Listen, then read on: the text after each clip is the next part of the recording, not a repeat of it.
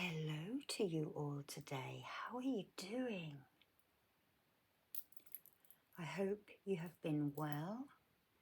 Today we are going to draw pictures inside caves with ancestors and guides. Now these pictures here are of a similar ilk, but these are from the Minoan civilizations in Crete and Santorini, or in Knossos, Rhodes. But we can use them, we can get a general idea. So I'd like you to settle yourself down, and whilst you're getting comfortable, I've been reading about some caves in France called the Chauvet Cave. And this is on the Marseille side, so on the Italian side of southern France. And these particular drawings have been dated to 30,000 years ago. And it was a big, big jump for humankind, the humans at the time, because it is thought that art and perspective in your drawings didn't arrive until the Renaissance era, 1500 and something. But that is a misnomer. We now have realized, analysts have checked these caves out, and we now know that humans made a big leap, humanoids rather, around 30,000 years ago. They would have crawled down into these little holes which stretched out to these big caverns. They would have taken their little oil lamps in there and their paints, and they would have looked at the shape of the rock, looked at the dancing shadows, and they drew amazing animals. You know, bison, aurochs, rhinoceroses, all sorts of things that they were possibly hunting at that time or revering the animal spirits. So let's go back and draw our own rock art. So I want you to take a breath in and breathe down to your feet, all the way down. And when you feel your feet, I want you to spread roots out deep into the earth, deep through the layers of crystal and rock and soil, past the tree roots, into the tree roots as well, and grounding nice and heavily as we take a walk back into time. Take a breath in as I draw the heir limb. The Scots pine, Douglas fir even has a similar energy to the giant redwoods. And then breathe out. Now I want you to focus right here in your body on a little candle flame. And I want you to glow and grow and push that flame out in each direction, to the left and the right, to the front and the back, to above and below, pushing out that residue of other people's emotions and expectations. As you are here watching, you are here for you. Nobody wants anything from you at this moment. Nobody needs anything from you at this moment. Relax. Relax. Now, I want you to see yourself in your sacred space, in a place somewhere within nature. Wherever you like in the world, see and feel these trees, these silent, sentient beings, the tall ones around you. And know where your medicine bag is. Walk across to where you think it might be and pick up that medicine bundle, but you're going to need some other supplies. You are going to need either a hollow reed stick, this is bamboo, or some leaves that you can roll up. You might need some kind of sea sponge that you may have collected, and a couple of small thin sticks. You are also going to have to collect your paints, which has been done earlier for you by your spirit guides. You will be picking up sulfur, yellow. You will be picking up red ochre, and you will be picking up perhaps woad, which is a blue colour. You may also have some charcoal that has been mixed up that can make a black colour. You're going to tie them up in a little piece of leather. And you're going to make sure that all of those powders are secure in their bundles. You pick up a deer skin of water, and if you have an animal mask, put it on whatever animal comes into your mind first. Not what you think you should have, what is coming to you today to help. Feel the weight of the mask on your head and know that that spirit helper is with you. Now, your spirit guides pick up a rattle and they pick up a drum. And all of you start walking now in a walking meditation out of the pathway that is being shown to you now towards the mountains that are in front of you. We will clear you as you walk, placing one foot in front of the other. Say, hey, ki. Say, hey, ki. Walking purposely, walking quietly, treading lightly on the earth. You know that you are going inside the mother, into one of her wombs. You will be perfectly safe and perfectly secure because your guides are with you. Chokre. You can use the power that is always within you. It's just untapped some of the time. Keep walking steadily, slowly, and with stealth.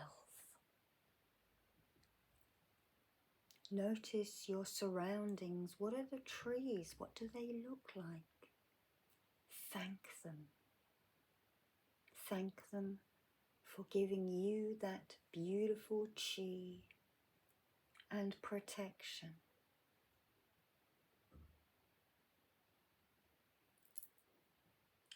Your guides now stand with you in front of a tiny little hole. We have to go in there. You take a couple of breaths in. Somebody lights the torches. They have been brought for you. Tiny little bundles in shells. being lit, perhaps with tallow or fat of some kind and a wick.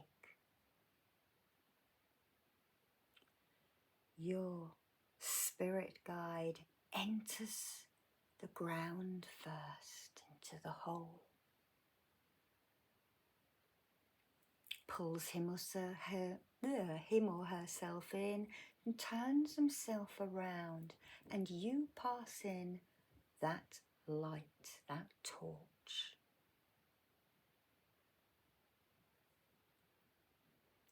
Then you get down on your belly and you crawl into the hole as well,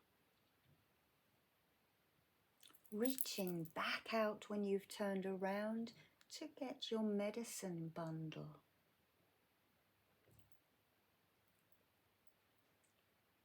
And then any other guides help. They climb through or clamber through. As you start looking around at the cavern you're in, the light dances on the walls, and you realize there are other people in here.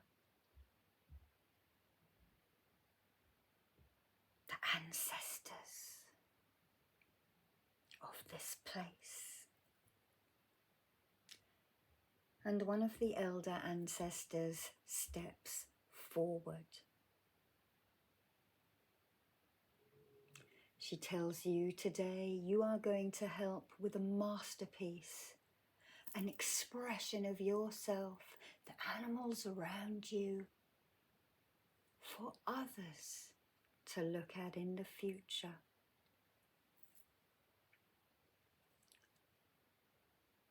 You look up and you look around at all of these beautiful creatures. Not all of them are drawn. Some of them have been carved and they follow the natural movement of the rocks. Wild horses with short manes, aurochs which were big cows, cattle, bigger than bison apparently. Rhinoceroses, bears and mountain lions. And there may be a couple of little humanoids drawn in, but mainly this is animals.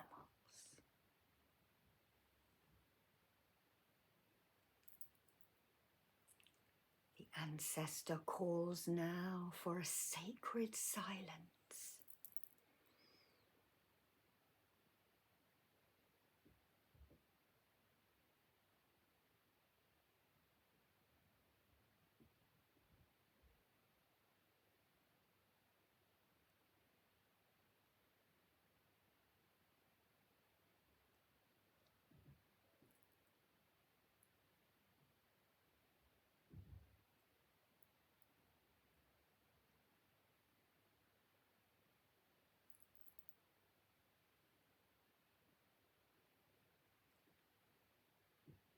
Somebody lights some cleansing herbs, and you are brushed down and cleansed and smudged with an eagle feather.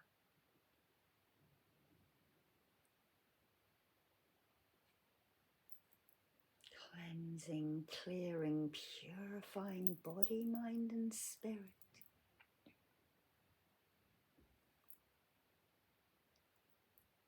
You breathe the fragrance in.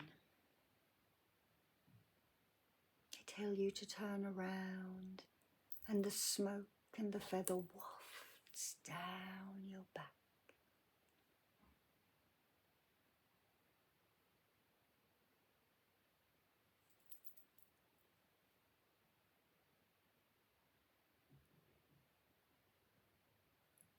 And now, the elder ancestor tells you to start keening your soul song, your calling in song. If you are by yourself, sing out and make some noise now, whatever noise comes out of your mouth. It may be a beautiful shrill note, it may be a screech, it may just be a low hum.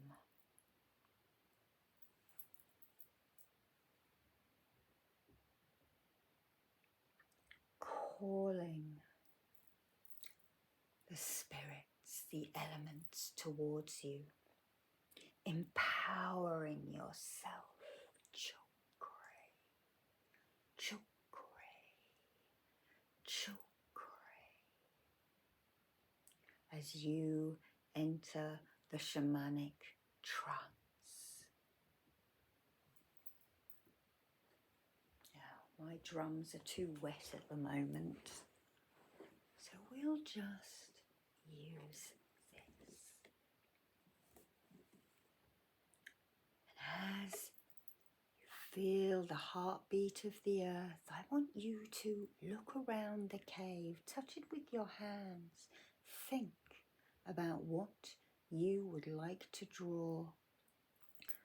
Look at the texture and the materials of the walls.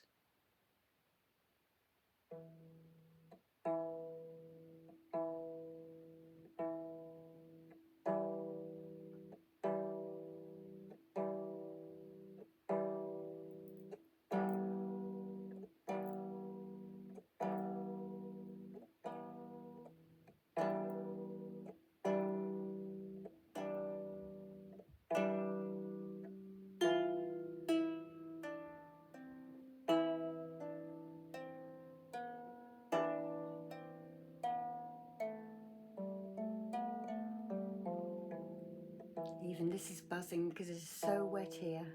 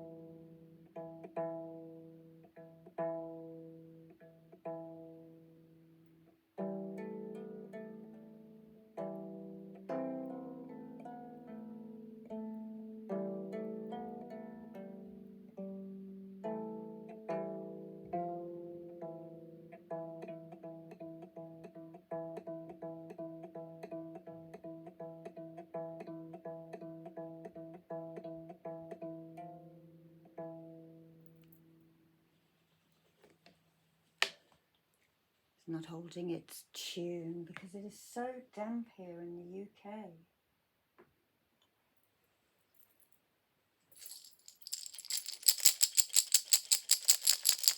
A rattle is shaken around you, grounding you if you were sky high with your shamanic trance. And now you are instructed to take your colour palette out. You take out the yellow sulphur, you take out the red ochre, you take out the blue woad, and you take out the black charcoal. You take your leaves out and even a feather perhaps that you might have brought along. You spit or pour some water and mix up your paste or make a coloured paste.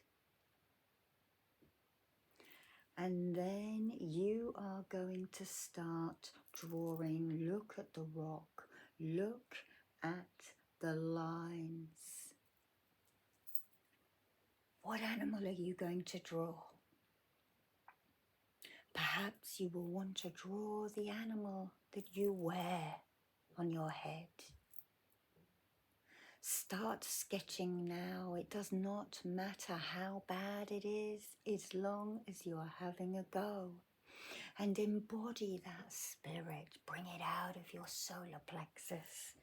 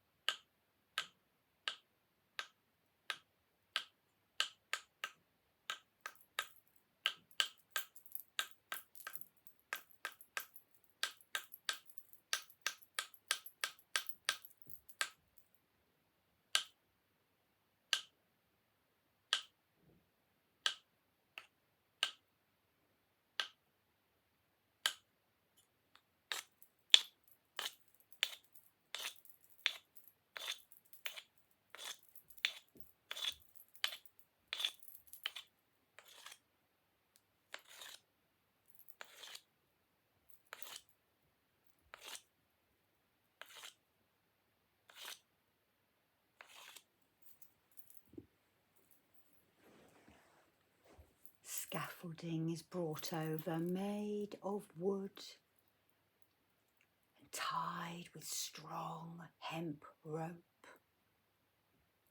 You can see a little ladder and you start to climb up because some of the parts on the rock cavern wall you are unable to reach. You have your colour, you have your little sticks, and you painted on perhaps the beautiful back line and the tails, the hind legs, and maybe the curve of the belly mirrors the shape and perspective of the rock cavern wall. You mark eyes and perhaps a tongue lolling out, adding some colour here and there, accentuating outlines.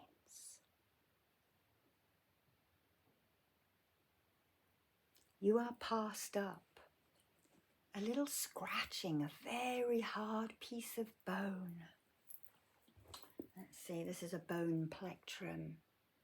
You can scrape, scrape, scrape, scrape, scrape, scrape, scrape.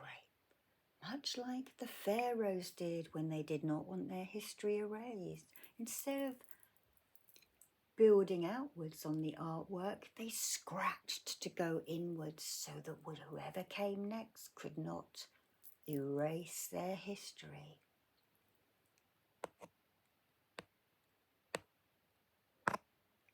Scrape, scrape, scrape, scrape.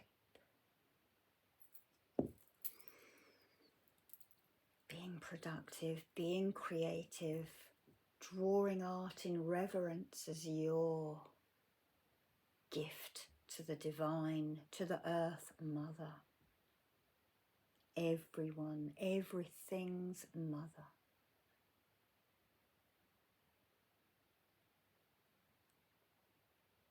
Now you pass your paints down to whoever is standing on the ground and you climb down the ladder the way you came.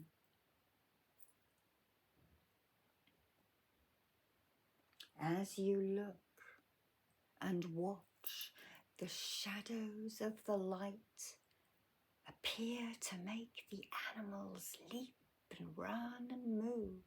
They shimmer, and perhaps as you enter the dreaming or this vision quest, your power animal looks towards you now. The animal that you have drawn whether it be the same that you are wearing or different. The creation you have drawn seems to come alive. You can feel the muscles rippling. You can hear the breath out of the nostrils. But you are not scared.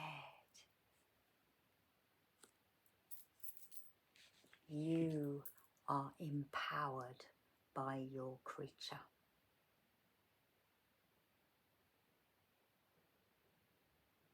As you look into each other's eyes, think and ask what strengths you can take from this animal into yourself.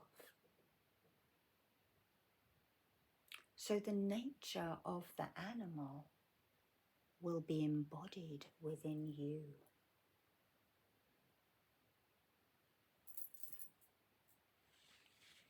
You can feel yourself transfiguring, shape-shifting as you look at your creation. You may feel yourself dropping down onto all fours or onto the belly if you drew a serpent.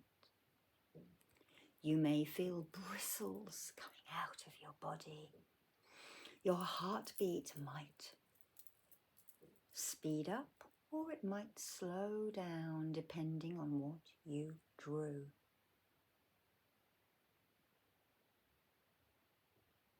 Your guides and ancestors start to mimic these animals. Some of them put on horns, some of them just make shadows on the wall in the dancing light. They lope, they low, and they howl as they need to. And you join in completely unself-consciously. The power of the earth, the power of the hunt, the power of yourself.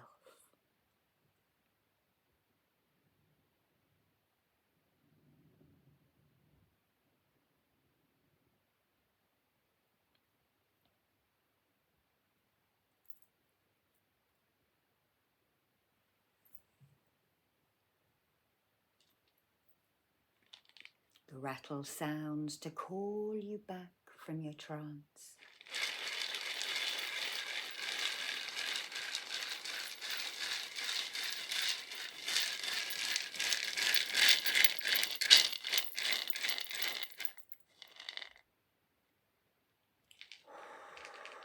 Breathe out.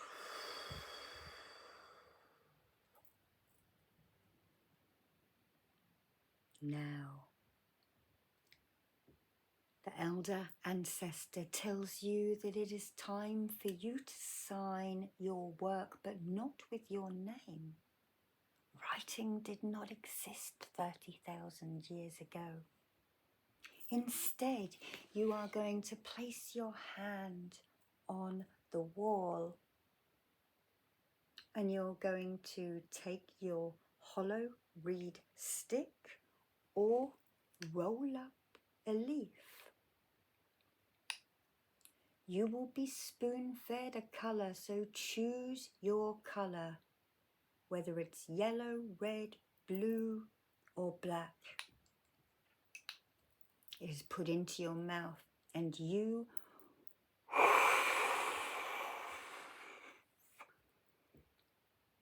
another mouthful of colour if you need to.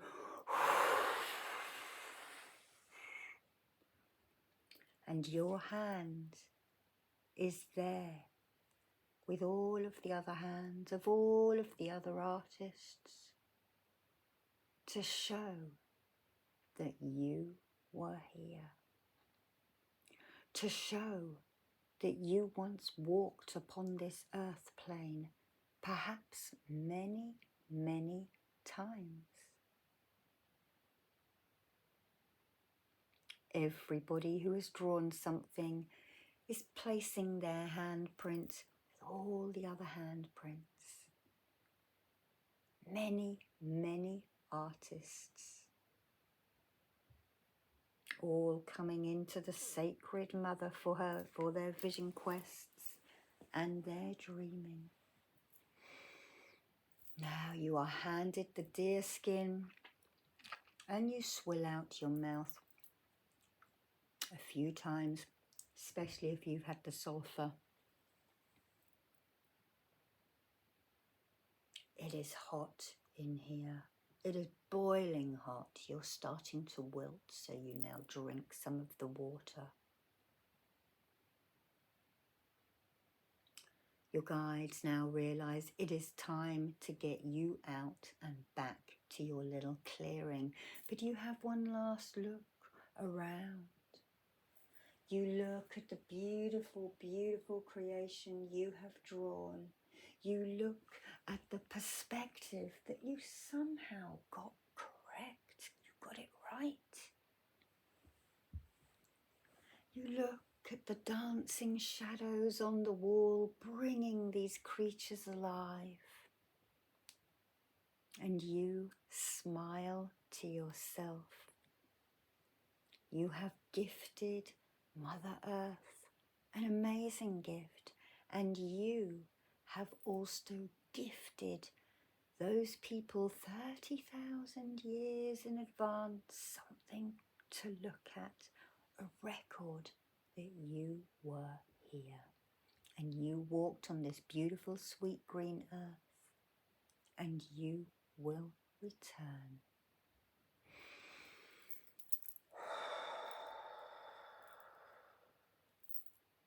Again, a different smoke is lit now and is wafted towards you. Breathe in the fragrance. You may recognize it, or it may be new to you. Of course, you may ask the elder ancestor or your spirit guide what it is.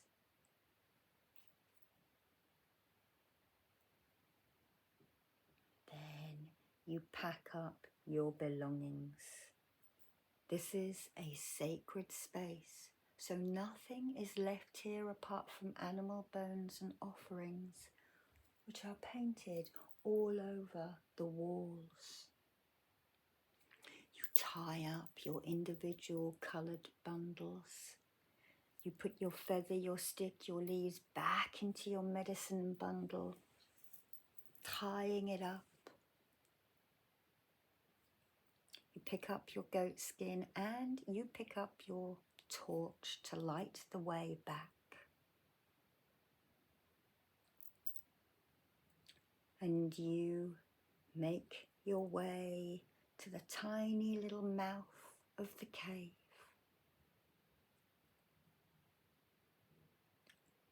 One of the guides or ancestors clambers out in front of you. And then you pass your bundle through, you pass your torch through, and you heave yourself up and out into the world that we know. Shielding your eyes from the bright light, it takes a couple of seconds for you to acclimatize, to be able to see properly as you wait for the others to join you.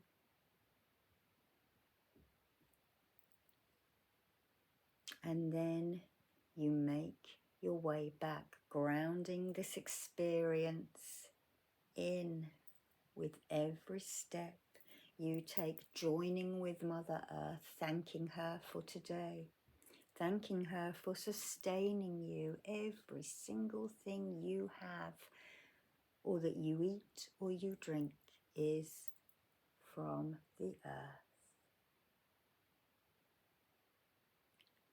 Soon you arrive back in your familiar clearing and you take your medicine bundle and place it where you found it.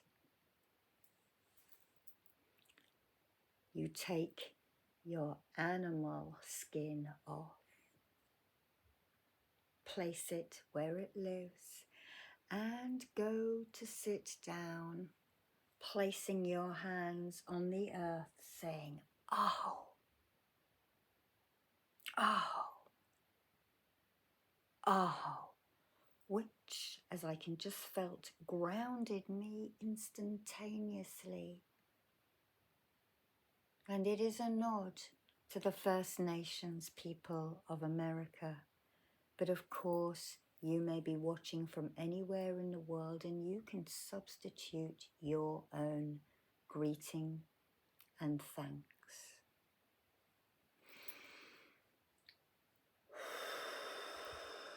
Breathe out.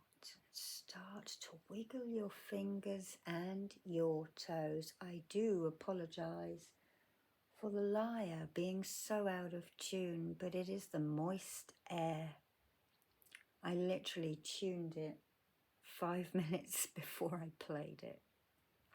I'll bring you some more lyre with an in-tune instrument next time. Relax, relax.